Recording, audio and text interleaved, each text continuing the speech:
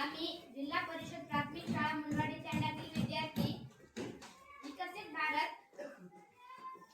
भारत विलथॉन अंतर्गत गावातील कचरा व त्याचे सुयोग्य व्यवस्थापन या विषयावर प्रकल्प सादर करीत आहोत। आम्ही गावात फिरत असताना आम्हाला एक कचरा दिसला। त्या कचऱ्याच्या व्यवस्थापनासाठी आम्ही आमच्या मित्राच्या सहाय्याने एक गट तयार केला। आमच्या गटातील सदस्यांनी सरपंच व ग्रामसेवकाकडे कचरा कुंड्याची मागणी केली। सापडलेल्या सुक्या कचऱ्यामध्ये बाटल्या व पिशवी सापडलेल्या त्याच्यामध्ये रोपं लावण्यासाठी आम्ही त्या पिशव्यांचे व बाटल्यांचे उपयोग केले।